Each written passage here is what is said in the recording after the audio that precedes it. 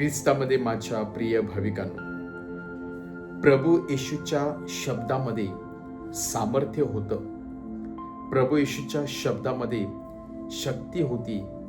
प्रभू येशूच्या शिकवणुकीमध्ये दृढ विश्वास होता. आणि ही शिकवण एक अधिकाराने भरलेली शिकवण होती. ही शिकवण केवळ पोकळ नव्हती. ही शिकवण केवळ तात्पुरती नव्हती, तर लोकांच्या मनाला स्पर्श करणारी होती. अनेकांच्या जीवनाचा कायापालट करणारी होती.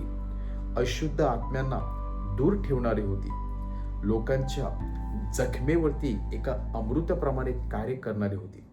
आणि म्हणूनच प्रभू येशूच्या शब्दामुळे अनेकांना शांती मिळाली. प्रभू येशूच्या शब्दामुळे अनेकांना नवजीवन मिळालं. प्रभू येशूच्या शब्दामुळे अनेकांना जीवन जगण्याचा मार्ग मिळाला. आणि म्हणूनच जेव्हा आजच्या शुभवर्तमानामध्ये आपण प्रभू येशू ख्रिस्ताविषयी ऐकत आहोत, त्याच्या शिकवणीविषयी ऐकत आहोत, त्याच्या प्रवचनाविषयी ऐकत आहेत, तेव्हा लोक प्रभू येशूची शिकवण आणि शास्त्री आणि परुषी यांची शिकवण यामधील फरक दाखवून देत आहे. शास्त्री आणि परुषी लोकांची शिकवण ही थेट लोकांच्या जीवनासाठी एक ओझं बनलेली होती. लोकांना अमृताप्रमाणे नाही, तर लोकांसाठी एक जणू काही एक प्रकारचं विष म्हणून बनलेली होती. कारण त्यांच्या शब्दामध्ये सामर्थ्य नव्हतं. त्याच्या शिकवणीमध्ये अहंकाराची भावना होती, स्वार्थीपणाची भावना होती, डुबलीसुटी होती, त्याचप्रमाणे धूर्तपणा होता.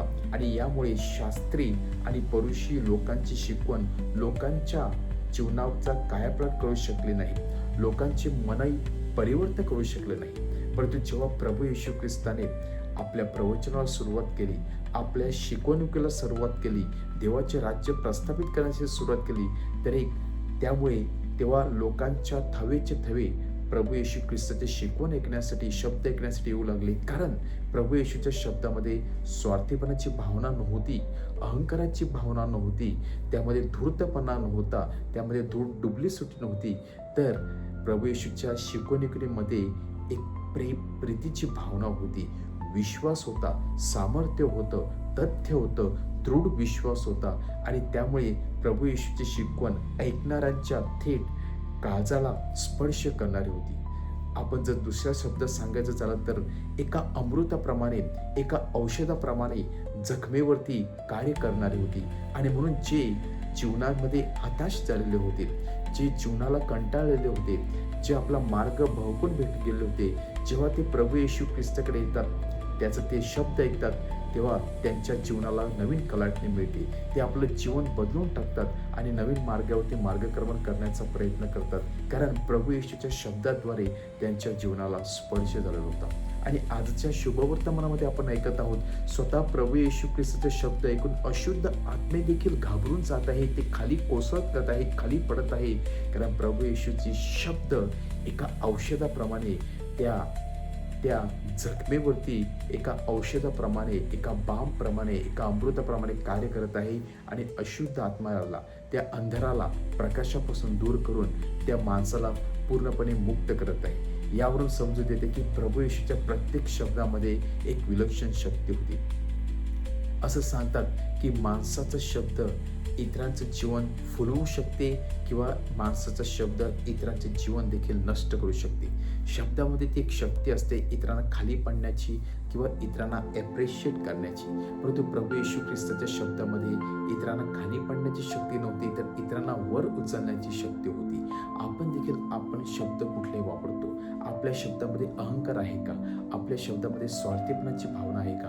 आपल्या शब्दामध्ये राग आहे का? आपल्या शब्दामध्ये द्वेष आहे का? आपले शब्द इतरांसाठी अमृताप्रमाणे कार्य करत आहेत का?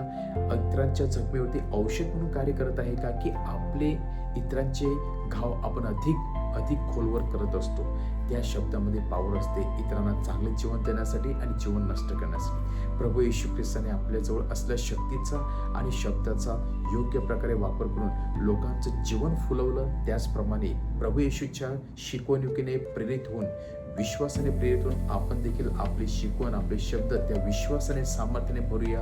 इतरांच्या जीवनामध्ये अमृताप्रमाणे कार्य करण्यासाठी, इतरांचे जीवन फुलवण्यासाठी परमेश्वराकडून आपण सामर्थ्य व कृपा मागूया.